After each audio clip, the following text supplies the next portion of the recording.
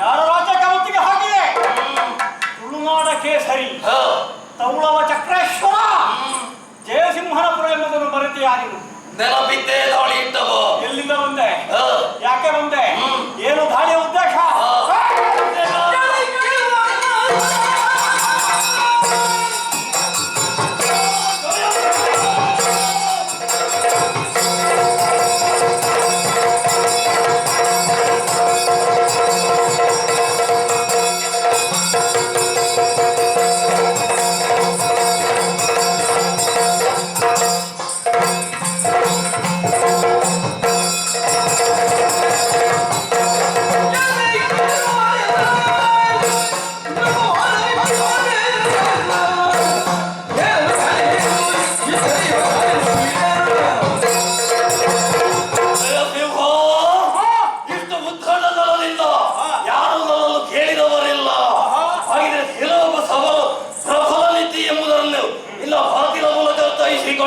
ಉತ್ತಟದಿಂದ ಪ್ರವೇಶ ಮಾಡಿದವರೆಲ್ಲ ಐದು ಹೋಗಿದ್ದಾರೆ. ಅವರ ಹಾಗಲ್ಲ, ನಾನು ಪಾಂಡ್ಯ ದೇಶದಿಂದ ಬಂದವ ಮಾರ್ತಾಂಡ ಶೇಖರ ಕೇರಳ ರಾಜ್ಯವನ್ನು ಪ್ರವೇಶ ಮಾಡಿದೆ, ಸೂರ್ಯವರ್ಮನನ್ನು ಗೆಲ್ಲಿದೆ ಯಶಸ್ವಿನಿ ತೀರದಲ್ಲಿ. ಆಮೇಲೆ ನಿಂತು ಆಲೋಚನೆ ಮಾಡುವಾಗ ಮುಂದೆ ಕಾಣುವುದು ತೌಳವ ರಾಜ್ಯ. ಇದಲ್ಲೇ ಕೊಳ್ಳೆ ಹೊಡೆಯಬೇಕೆಂಬ ಉದ್ದೇಶದಿಂದಲಾಗಿ ಅಲ್ಲಲ್ಲಿ ಧೂಟಿಗಳನ್ನು ಆರಂಭಿಸಿದೆ. ದರೋಡೆಗಳನ್ನು ಆರಂಭಿಸುತ್ತಾ ಬರುವಾಗ ನನಗೆ ನೀನು ಇದಿರಾದೆ. ಹೌದೇನೋ? ಸಾಮಾನ್ಯವಾಗಿ ಸುಲಭದಲ್ಲಿ ಜಯ ಗಳಿಸಬಹುದು ಎಂಬ ಹಾಗೆ ತಿಳ್ಕೊಳ್ಬೇಡ. ಅದಕ್ಕಾಗಿ ಶರಣಾಗತನಾಗಿ ಪಯಸ್ವಿನಿ ನದಿ ತೀರದಲ್ಲಿ ನಡೆಯುತ್ತಿರುವಂತಹ ಯುದ್ಧ ನಿನಗೆ ಪಯಸ್ವಿನಿಯ ನೀರಲ್ಲದ ಹಾಲಿನ ಆಗಿರುವಂತದ್ದು. ನಿನಗೆ ಸಮುದ್ರದ ನೀರು ಕುಡಿಸ್ತೇನೆ. ಹೌದಾ? ನೀನ ಖಂಡಿತ.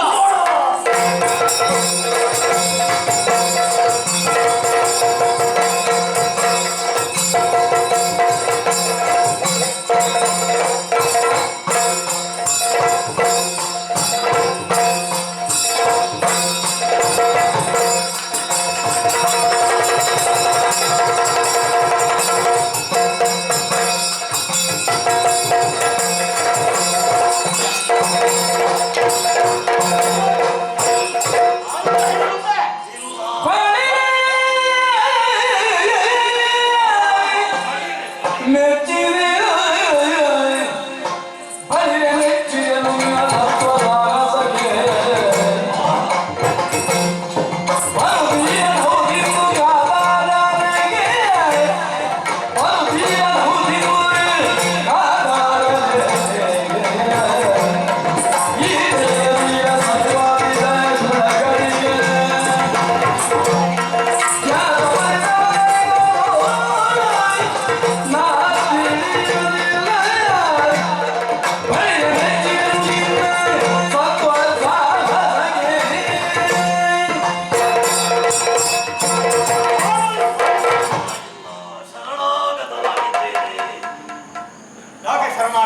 ಅಮಿತ ವಿಕ್ರಮಿ ಲೀಲು ಹಾ. ಜಯಸಿಂಹ ಎನ್ನುವುದು ಹಾ. ನಿನಗೆ ಅನ್ವರ್ಥ ನಾಮವೇ ಸರಿ ಎಂದು ಈಗ ನನಗೆ ಗೊತ್ತಾಯಿತು. ಹೋರಾಟ ಮಾಡ್ತಾ ಇದ್ದ ಹಾಗೆ ನನ್ನ ಶಕ್ತಿ ಕುಂದಿ ಹೋಯಿತು, ಹಾಗಾಗಿ ಸೋಲಾಯಿತು. ಶರಣು ಬಂದಿದ್ದೇನೆ. ಶರಣು ಬಂದವರನ್ನು ಕೊಲ್ಲುವುದಕ್ಕೆ ಮುಂದುವರಿಯುವವರಲ್ಲ ಈ ಜಯಸಿಂಹ. ಹಾ. ನಿನಗೆ ಅಭಯದಾನ ಮಾಡಿದ್ದೇನೆ. ಎಂತಹ ಔದಾರ್ಯದಿಂದಲೂ ಔದಾರ್ಯದಿಂದಲೇ ಸಂತೋಷಗೊಂಡಿದ್ದೇನೆ. ಅಮಿತ ವಿಕ್ರಮಿ ಭುಜಬಂಧಾನ್ವಿತ ಎಷ್ಟು ಹೊಗಳಿದ್ರು ನಿನ್ನನ್ನು ಸಾಕಾಗುವುದಿಲ್ಲ. ನೀನು ಹೊಗಳಿದೆ ಅಂತ ಆದ್ರೆ ನಾನು ಹಿಗ್ಗುತ್ತೇನೆ ಅಂತ ಭಾವಿಸುವೇನೆ. ಹೊಗಳಿದ್ರೆ ಕುಪ್ಪುವುದು ಇಲ್ಲ. ಅಂತಹ ವಿಕ್ರಮಿ ಎಂದು ನನಗೂ ಅರ್ಥವಾಯಿತು. ನೀನೊಬ್ಬ ಸ್ಥಿತಪ್ರಜ್ಞ ರಸ. ನಿನ್ನಲ್ಲಿ ಕಂಡಂತಹ ಸೋಲು ಇದು ಒಂದರ್ಥದಲ್ಲಿ ನನ್ನ ಪಾಲಿಗೆ ಜಯ ಆಗಬೇಕು ಅಂತ ಆದ್ರೆ ನಿನ್ನಲ್ಲಿ ಇಷ್ಟು ಸಾಮಧಾನದಿಂದ ನಾನು ಮಾತನಾಡ್ತಾ ಇದ್ದೇನೆ ನೋಡು. ಅಲ್ಲ, ನಿನಗೆ ಜಯ ಆಗಬೇಕು ಅಂತ ಆದ್ರೆ ನನ್ನಲ್ಲಿ ಸಂಧಾನ ಮಾಡಿಕೊಳ್ಬೇಕು. ಓ ಅಲ್ಲ, ಪರಸ್ಪರ ಸ್ನೇಹಿತರಾಗಿರ್ಬೇಕು. ಹೌದು, ನಾನು ಅದನ್ನೇ ಬಯಸಿದ್ದು. ಒಮ್ಮೆ ಯುದ್ಧವನ್ನು ಮಾಡಿ ವೈರವನ್ನು ಪ್ರಕಟ ಮಾಡಿದಾನೆ ಎಂಬ ಕಾರಣಕ್ಕಾಗಿ ಅವನನ್ನು ದೀರ್ಘಕಾಲದವರೆಗೆ ದ್ವೇಷಿಸುವ ಸ್ವಭಾವ ಜಯಸಿಂಹನದ್ದಲ್ಲ. ಅಲ್ಲ, ಅದನ್ನು ತಿಳಿದವನೇ ನಾನು. ಹಾಗೆ ಯುದ್ಧದಲ್ಲಿ ನಿನ್ನನ್ನು ಜಯಿಸುವುದಂತ ಅಲ್ಲ, ನೀನು ಹೇಳಿದ ಹಾಗೆ ಸಂಧಾನವನ್ನು ಮಾಡಿಕೊಳ್ಳೋಣ. ಹೀಗೆ ಹೀಗೆ ನಮ್ಮಲ್ಲಿ ಒಂದು 4 ದಿವಸ ಇತ್ತು. ಈ ಪರಿಸರ ಎಲ್ಲ ನೋಡುತ್ತಾ ಒಳ್ಳೊಳ್ಳೆ ಪುಣ್ಯಕ್ಷೇತ್ರಗಳ ಸಂದರ್ಶನ ಮಾಡುತ್ತಾ ಆಮೇಲೆ ನಗರಕ್ಕೆ ಹೋಗುವಾದೀತ. ಪುಣ್ಯಾತ್ಮ, ನಮ್ಮ ದೇಹ ಶಾಶ್ವತವ ಹೇಳು. ಒಂದಲ್ಲ ದಿವಸ ಮಣ್ಣಿಗೆ ಹೋಗುವುದೇ. ಮಣ್ಣು ನಾನು ಮಣ್ಣು ಆಪೆ ಆಗ್ತೇನೆ. ನಾನು ಅಷ್ಟೇ ಅಲ್ವಾ? ನಮ್ಮ ದೇಹವೇ ಮೃದುಮಯ ಅಲ್ವಾ? ಇರಲಿ, ನಿನಗೆ ಯಾಕೆ ಜಯ ಒದಗಿ ಬಂತು? ಯಾಕೆ? ಕೇವಲ ನಿನ್ನ ದೈಹಿಕವಾದಂತಹ ಶಕ್ತಿಯಿಂದಲ್ಲ, ಆತ್ಮಬಲ ಅಲ್ಲ, ಮತ್ತೆ ನೀನು ಗೈದ ಪುಣ್ಯ ಕಾರ್ಯ ಅವಗಾಹನೆಗೆ ಬಂದಿದೆಪ್ಪ. ನೀನೆಷ್ಟು ಕ್ಷೇತ್ರ ನಿರ್ಮಾಣ ಮಾಡಿದ್ದಿ, ಆಮೇಲೆ ಎಷ್ಟು ಕ್ಷೇತ್ರವನ್ನು ಉದ್ಧಾರ ಮಾಡಿದ್ದಿ, ಜೀರ್ಣೋದ್ಧಾರ. ನಾನು ಮಾಡಿದ್ದು ಅಂತಲ್ಲ, ದೇವರು ನನ್ನ ಕೈಯಲ್ಲಿ ಮಾಡಿಸಿದ್ದ. ಎಲ್ಲ ಕೈಯಲ್ಲಿ ನಾನೊಬ್ಬ ನಿಮಿತ್ತನಾಗಿದ್ದೇನೆ ಅಷ್ಟೇ. ಎಲ್ಲ ಕೈಯಲ್ಲಿ ಮಾಡಿಸ್ತಾನ ಇಲ್ಲ. ನೀನು ಯೋಗ್ಯತಾವಂತ ಇತ್ತು ಎಂದೂ ನಿನ್ನ ಕೈಯಲ್ಲಿ ಮಾಡಿಸಿದ್ದು. ಆಮೇಲೆ ಹಾಗಾಗಿ ನನಗೆ ಸೋಲು ಮಾತ್ರ ಅಲ್ಲ, ನಿನ್ನಂತಹ ವೀರನೊಂದಿಗೆ ಸಖ್ಯ ಮಾತ್ರ ಅಲ್ಲ, ಈ ಸಖ್ಯವೇ ಮುಂದೆ ಸಂಬಂಧವಾಗಿರಬೇಕು. ಸಂಬಂಧ ಹೀಗೆ ಉಂಟಲ್ಲ, ರಾಜರ ಸಂಬಂಧ. ಅದಾಗುವುದಿಲ್ಲ. ನೀನು ಪಾಂಡ್ಯ, ನಾನು ವಂಶ ನೋಡಿದ್ರೆ ಕದಂಬ. ಅದು ಹೌದು, ಅದಾಗುವುದಿಲ್ಲ. ನಮ್ಮೊಳಗಿನ ಶಾಶ್ವತವಾದಂತಹ ಸಂಬಂಧ ಉಳಿಬೇಕು. ಅಲ್ಲ, ಶಾಶ್ವತವಾಗಿ ಉಳಿದ್ರೆ ಆಯ್ತಲ್ಲ. ಆಗುವುದಿಲ್ಲ. ಅಂದರೆ ನಿಮ್ಮಲ್ಲಿಗೂ ನನ್ನಲ್ಲಿ ಒಂದು ಬಾಂಧವ್ಯದ ಬೆಸುಗೆ ಸೇತುವೆ ಬೇಕು. ನಿನಗೆ ಒಗಟಾಗಿ ಮಾತಾಡಿದ್ರೆ ಅರ್ಥವಾಗುವುದು. ನಿನ್ನನ್ನು ಭಾವ ಅಂತ ಕರೆದ್ರೆ ಹೇಗೆ? ಆ ಭಾವ ಉಂಟು ನಿನಗೆ? ಉಂಟು, ಕಾರಣ ಉಂಟು. ನೀನು ಭಾವ ಅಂತ ಕರೆದ್ರೆ ನಾನು ಭಾವ ಅಂತ ಕರೀತೇನೆ. ಎಷ್ಟು ಮಂದಿಗಳು ಭಾವ, ಚಿಕ್ಕಪ್ಪ, ಮಾವ ಅವರೆಲ್ಲ ಕಾರಣ ಇಲ್ಲದೆ ಸಂಬಂಧ ಇಲ್ಲದೆ ಭಾವ ಅಪ್ಪಚ್ಚಿ ಅಂತ ಕರೆಯುವರಿಲ್ಲ. ಹಾಗಲ್ಲ. ಕಾರಣ ಏನು? ನನಗೋರ್ಗಳು ತಂಗಿ ಇದ್ದಾಳೆ, ಇದ್ರೆ ಕಾಮಾಕ್ಷಿ ಎಂಬ ಹಾಗೆ ಹೆಸರು. ಆಗಲಪ್ಪ, ಒಳ್ಳೆ ದೇವರ ಹೆಸರು ಇಟ್ಟಿದ್ದಿಲ್ಲ, ಲಲಿತಾದೇವಿ ಅಂತ. ನಮ್ಮ ನಾಡಿನಲ್ಲಿರುವ ದೇವತೆ ಅಲ್ವಾ? ಹಾಗೆ ಅವಳನ್ನು ಕಾಂಚಿ ಕಾಮಾಕ್ಷಿ. ಹೌದು, ಅವಳನ್ನು ನಿನಗೆ ಕಾರ್ಯ ಎರೆದು ಕೊಡಬೇಕು ನಾನು ತೀರ್ಮಾನಿಸಿದವ. ಕಾರಣ ಉಂಟು. ಈಗ ಇನ್ನು ನಾಡಿಗೆ ಹೋಗಿ ವಿಷಯ ಹೇಳಿ ಅವರನ್ನೆಲ್ಲ ಕರ್ಕೊಂಡು ಬರ್ಲಿಕ್ಕೆ ಸ್ವಲ್ಪ ದಿವಸ ಹೋಗಿದ್ದ. ಯಾರು ಹೇಳಿದ್ದು? ಆವಾಗೆಲ್ಲ ಬೇಕಾದಾಗೆ ಮಾತಾಡಿಕೊಂಡು ಹಿರಿಯರೆಲ್ಲ ಮುಂದೆ ಇತ್ತು. ಅದು ನೀನು ತಿಳ್ಕೊಂಡು. ಅಮ್ಮ ಇದ್ದಾಳೆ ಮನೆಯಲ್ಲಿ, ಸುಶೀಲಾದೇವಿ. ನೀನು ತಿಳ್ಕೊಂಡದಷ್ಟು ತೀರ್ಥ ಹೋಗ್ತದೆ ಅಂತ. ಅವಳ ಹರಕೆ ಕೈಗೊಂಡು ನನಗಾಗಿ ಬಂದ ಕಾರಣ ನನಗೆ ಜಯ ಪ್ರಾಪ್ತವಾದ. ಇಲ್ಲಿ ಹಾಗಲ್ಲ. ಯಾರೇ ಆಗಲಿ ಒಳ್ಳೆ ಕೆಲಸಕ್ಕೆ ಹೊರಡುವಾಗ ಹಿರಿಯರ ಆಶೀರ್ವಾದ ಪಡೀಲೇಬೇಕು. ಕೆಲವರೆಲ್ಲ ಹಿರಿಯರಿಗೆ ನಮಸ್ಕರಿಸುವಾಗ ಹಾಸ್ಯ ಮಾಡಿ ಒಬ್ಬ ಯಾವ ಹಳ್ಳಿಯ ಈಗಿನ ಕಾಲ ಬದಲಾಗಿದೆ. ಇಲ್ಲಿ ನನಗೆ ಅಪ್ಪ ಅಮ್ಮ ಹೇಳಿ ಕೊಟ್ಟದ್ದೇ. ನಾನು ಇನ್ನು ನಾಡಿಗೆ ಹೋಗಿ ತಂಗಿಯನ್ನು ಕರ್ಕೊಂಡು ಬರ್ಬೇಕು ಅಂತ ನೀನು ತಿಳ್ಕೊಂಡಂತ. ನೀನು ಕಾಂಚಿಗೆ ಹೋಗಿ ಬರ್ಬೇಕಲ್ಲ? ಬೇಡ, ನನ್ನ ತಂಗಿ ಜೊತೆಯಲ್ಲೇ ಇದ್ದಾಳೆ. ನಾನು ದಿಗ್ವಿಜಯಕ್ಕೆ ಹೊರಡುವಾಗ ನನ್ನ ವಿಕ್ರಮವನ್ನು ನೋಡಬೇಕೆಂಬ ಆಶೆಯಿಂದ ಹೊರಟವಳು ಜೊತೆಯಲ್ಲಿ ಕರ್ಕೊಂಡು ಬಂದಿದ್ದೇನೆ. ಈಗ ನಿನ್ನ ವಿಕ್ರಮ ನೋಡಿ ಅವಳಿಗೆ ಎಷ್ಟು ನಾಚಿಕೆ ಆಗ್ತದಲ್ಲ ಪಾಪ. ಅಲ್ಲಲ್ಲ, ನನ್ನ ಅಣ್ಣನ ಪರಾಕ್ರಮ ಇಷ್ಟೇ ಅಂತ ಹೇಳಿಲ್ಲ. ಅಲ್ಲ, ಗಂಡನಾಗುವವನ ಪರಾಕ್ರಮ ಎಷ್ಟು ಅಂತ ತಿಳ್ಕೊಳ್ಳುದು ನೋಡು. ಈಗ ಗಂಡ ಅಂತ ನೀನು ತೀರ್ಮಾನ ಮಾಡಿದ್ರೆ ಸಾಕು, ಅವಳು ಕೊಡ್ಬೇಕ. ಅವಳಲ್ಲಿ ನಾನು ಕೇಳ್ತೇನೆ, ಅವಳು ಒಪ್ಪಿತಾಳೆ, ನಾನು ಒಪ್ಪಿಸಬೇಕಾದ ಕೆಲಸವಿಲ್ಲ. ಅಲ್ಲ, ನಾನು ಹೇಳುವುದು ಯುದ್ಧ ನಡೆಯುತ್ತಾ ಕೆಲವು ದಿವಸ ಸಾಗಿ ನಾನು ನಿನ್ನೆಯ ಕಾಣ್ತದೆ, ಬಹುಶಃ ರಾತ್ರಿ ನಿದ್ರೆಯಲ್ಲಿ ಇರುವಾಗ ಎಚ್ಚರಗೊಂಡೆ. ನನಗೆ ಗಲ್ ಗಲ್ ಗೆಜ್ಜೆಯ ಶಬ್ದ ಕೇಳಿ ಮೆಲ್ಲ ನಮ್ಮ ಶಿಬಿರದಿಂದ ಹೊರಗೆ ನೋಡುವಾಗ ಒಬ್ಬಳು ಹುಡುಗಿ ಇರಿಕಿ ನೋಡ್ತಾ ಇದ್ದಳು. ಭಯಗೊಂಡೆಯ ಅಲ್ಲಿಂದಲೇ ಇಲ್ಲಪ್ಪ ಭಯ. ನಾವು ರಾತ್ರಿ ಸಂಚಾರ ಮಾಡುದು. ಹೌದು, ಅಂತದೇ ರಾತ್ರಿ ಸಂಚಾರ ಅಂತ ತಿಳ್ಕೊಂಡೆ. ಇಲ್ಲ ನೇರವಾಗಿ ನಿನ್ನ ಶಿಬಿರದತ್ತ ಓಡುವುದನ್ನು ಕಂಡೆ ನಾನು. ಯಾರೋ ಗೂಢಚರ್ಯೆ ಮಾಡ್ಲಿಕ್ಕೆ ಬಂದದ್ದು ಶ್ರೀವೇಷ ಮಾಡಿಕೊಂಡು ಅಂತ ಭಾವಿಸಿದ್ದು ನಾನು. ನೀನು ಸ್ವಲ್ಪ ಇಲ್ಲಿ ವಿಶ್ರಾಂತಿಯಲ್ಲಿ ನಾನು ಕರೆದೊಂದು ಮಾತಾಡಿದ್ದೇನೆ. ಅಲ್ಲ ಒಪ್ಪಿಗಿಲ್ಲ ಇದ್ರೆ ಬೇಡ ಹೇಳಿ ಮುಂದುವರಿಯುವುದು. ಯಾರಬಲ್ಲಿ ತಂಗಿ ಕಾಮಾಕ್ಷಿ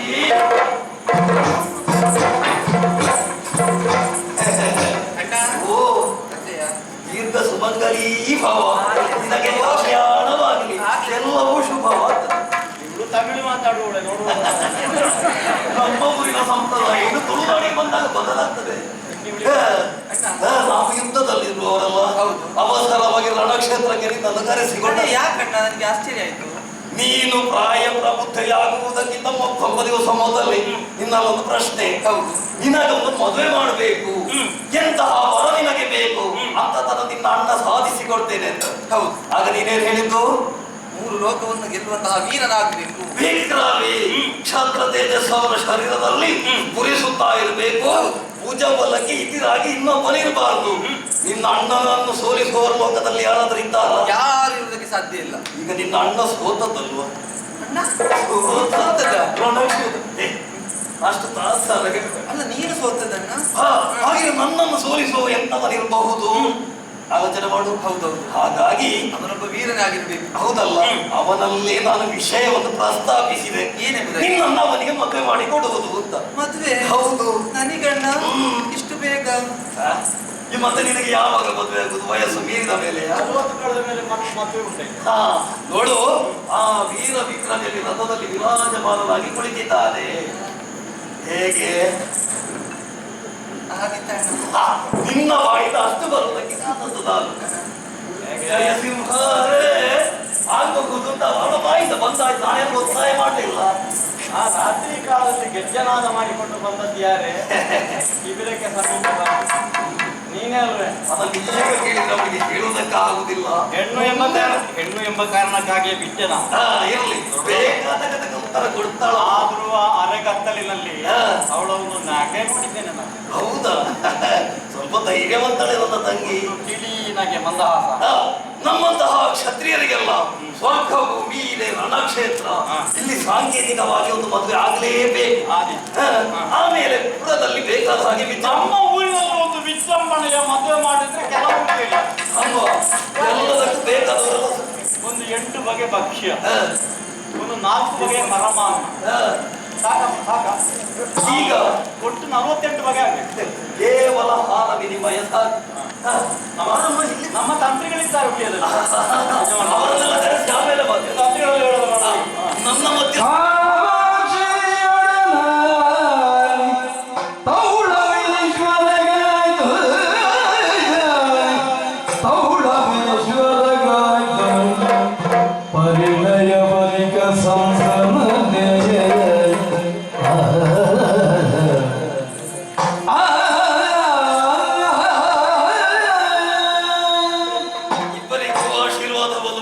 ಹಿರಿಯರ ಸ್ಥಾನದಲ್ಲಿ ನಿಂತು ಪಾಂಡ್ಯರಾಜ ಪರಮಾನಂದವನ್ನು ಹೊಂದಿದೆ.